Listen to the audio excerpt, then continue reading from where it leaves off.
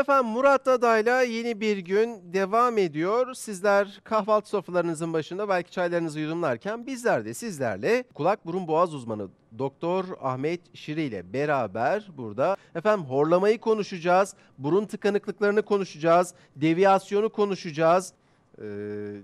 Horlama konusu özellikle hanımefendilerin düşmanı horlama konusu ama ben birçok hanımefendide bunu gördüm yani horlayan arkadaşlarımı gördüm. Bayan arkadaşlarımı. Demek ki bu sadece erkeklere has bir şey değil. Yani kadınlarda rahatlıkla görülebiliyor bu hastalık. Şimdi horlama ile ilgili görüntümüz hemen bir gelirse çok çok güzel olacak arkadaşlar. Peki horlamanın nedenleri neler hocam? Şimdi tabii Evet.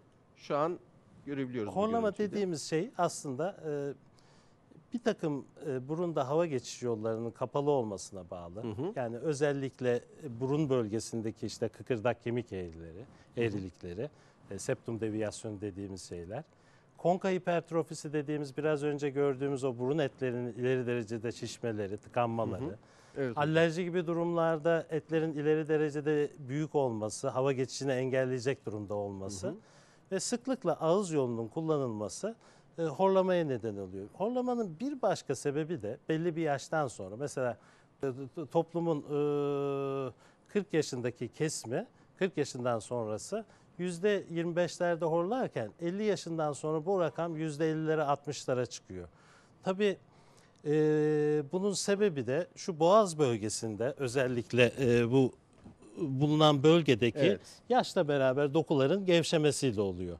Şimdi bir yaşa bağlı olaraktan oluşan horlama söz konusu, bir de burun tıkanıklıklarına bağlı olarak oluşan horlama söz konusu. Tıkanıklık bu bölgede mi başlıyor hocam? Tıkanıklık şimdi şu etlerin büyük olması, onun haricinde septum dediğimiz o biraz önce gördüğümüz kıkırdak kemiklerinin eğri olması.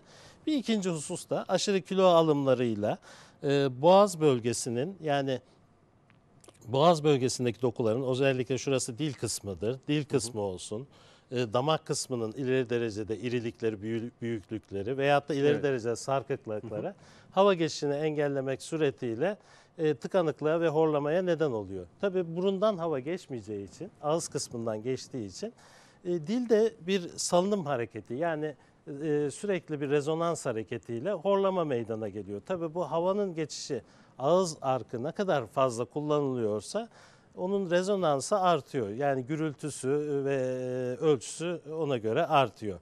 Tabii bütün bunlar her biri horlamaya sebep olabiliyor. Ama belli başlı horlamaya sebep olan küçük dil bölgesinde, boğaz bölgesindeki rezonanstır.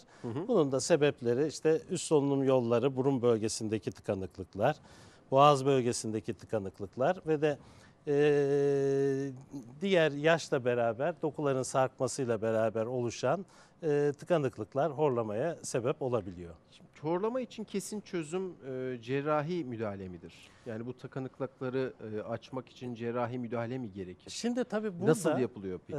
birinci sebep, yani asıl horlamada hastaya faydalı olabilmeniz için altta yatan nedenin ne olduğunu öğrenmeniz gerekir.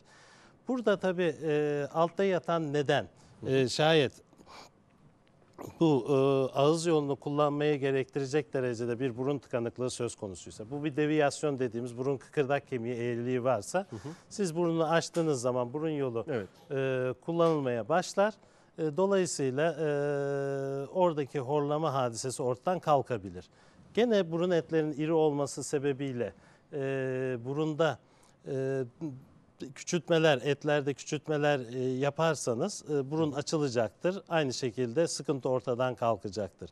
Tabii şimdi bazen bakıyoruz, bu horlama uzun süreler devam ettiği zaman sebeplerinden bir tanesi işte sleep apne sendromu, yani tıkayıcı uyku hastalığı dediğimiz, işte bu bölgenin tıkalı olması, buradaki yapıların iri olmasına bağlıysa o zaman o hastalığa yönelik tedavi etmek gerekiyor.